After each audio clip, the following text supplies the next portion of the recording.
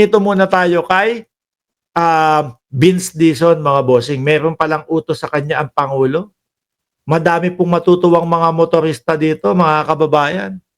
Oh, ako nandiyan pa lang ho ako sa Pilipinas, mga bossing. Problema na ho ito.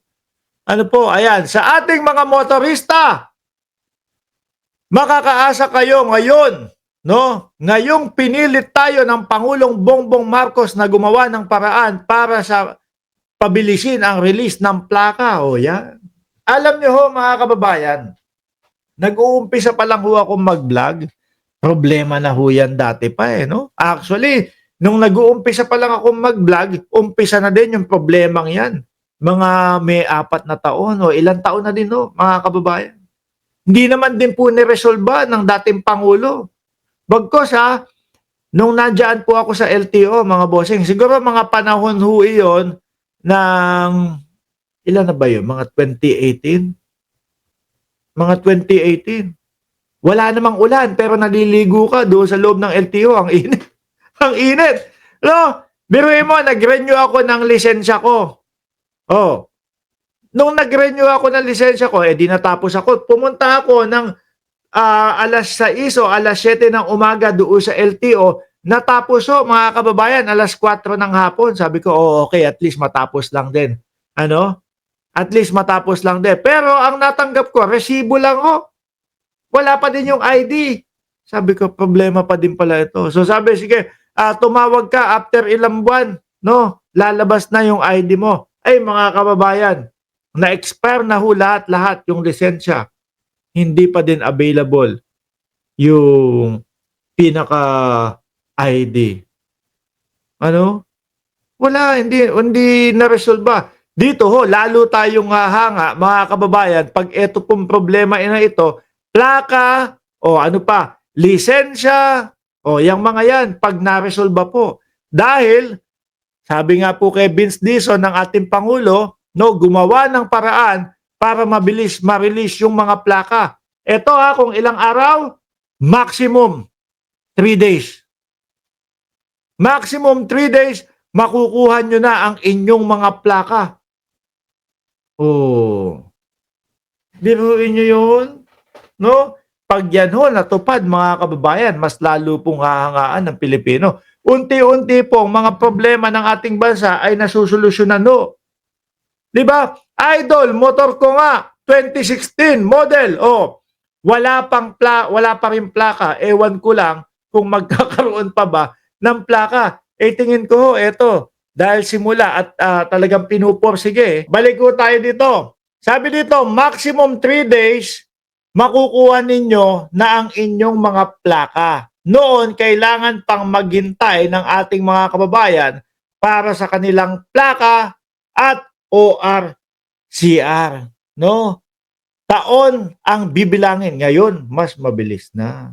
Sabi ni June Laurista, Boss Mark, attend man si Pusit ng SONA ay useless din dahil wala naman siyang maintindihan. Dahil English at Tagalog, hindi Bisaya ang speech. Ay naku, grabe ka naman kay Vice Presidente.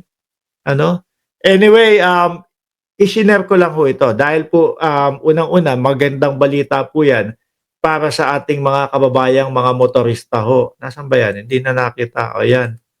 Maganda po yan sa mga kababayan natin na mga motorista po na lalo na atat na makuha yung kanilang mga plaka na. 'Di ba? Alisin ko na mga bossing. Ngayon, nasa na tayo? Nawala tuloy yung mga video dito sa akin. Sorry naman, no? Pumunta muna tayo, mga kababayan, dito kay Donald Trump na muna. Nawala Ay, hindi, sorry. Bago tayo mag-Donald Trump, may isa pa, yung Tantoco report, mga bossing. Lalo pong mapapahiya yung mga DDS dito. Kagaya po ni Roque. First Lady Lisa Araneta. Ayan. Pakinggan nyo kasi nauubusan na po ng dahilan yung mga DDS, mga bossing. Nauubusan na po sila nang sasabihin para i-link po ang unang ginang. Sabi nila, naku, ayan, tingnan mo, namatay kasi nag-Coca-Cola sila kasama ang unang ginang. Sabi naman nung iba, sino nagbigay ng Coca-Cola diyan sa namatay na yan? di si First Lady Lisa Marcos. Lahat na lang po isinisi, mga kababayan. Alam niyo po kung sino may mga may mga pasiklab. Sila Roque, sila Maharlika, mga bossing. Inumpisahan nila to nung sabi, nakakulong si Lisa Marcos dito sa LA. Sabi, hinanapan ho ng ebidensya. Asan ang ebidensya nyo na magpapakita sa taong bayan na totoong nakakulong si Lisa Marcos? Ito pader. Nagpakita ho ng pader, mga kababayan. Ito pader.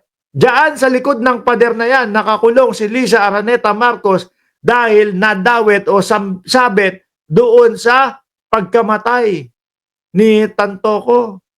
Ayaw ho nilang tigilan yung namatay, yung namayapa ho, mga kababayan. Imbis na po sana solemn yung pagtanggap ng pamilya, no? Doon sa pagkamatay ng kanilang kapamilya, ito nai-issue pa ho. Wala naman pong nagsasabi na gumagamit na ipinagbabawal ng gamot, pati po yung report wala naman din sinabi. Yung mga DDS lang po ang mga mahilig mag-issue. Kaya dapat po dapat demanda yung mga yan, no? Nung pamilya ni Tantoco. Yung mga mahilig mag-issue. Wala si First Lady Lisa Araneta Marcos sa hotel room kung saan pumanaw si Lufthansa Air Paolo Tantoco. Aray ko na naman sa mga DDS. Aray ko na naman. Yung nanay nagsalita ho, mga kababayan, walang kinalaman ang unang ginang sa pagkamatay ng aking anak. Sakit nun, ha? Tapos ito naman po, wala sa hotel room o wala sa kwarto ang unang ginang doon sa pinagkamatayan ni Tantoco. Paano pa yan? Paano nyo pa ilalaban yan? Di ba, di mo'y fee? Ayon ito sa Department of Medical Examiner. Ayan na. County of Los Angeles Department of Medical Examiner. Medical Examiner sa Los Angeles, California. Batay sa official report, tanging ang asawa lang ni Tantoco ang kasama niya sa hotel room. Inamin din daw ng kanyang byuda na si Dina Arroyo Tantoco na gumamit sila ng illegal na droga. Gumamit ng illegal na droga, pero wala daw doon ang First Lady. Bakit isasangkot nila? Di ba? Bakit isasangkot nila? Tulad ng cocaine at cannabis. Kasi para kumonect yan, mga kababayan, doon po mismo sa hiling nila o yung paulit-ulit nilang sinasabi, magpa-hair pulikil, paulit-ulit po. Idawit natin si First Lady Lisa Marcos, magkaiba nga ho ang hotel Di ba? At pagkatapos ng dinner, mga kababayan, akyat na doon sa kanilang kwarto ang unang gina.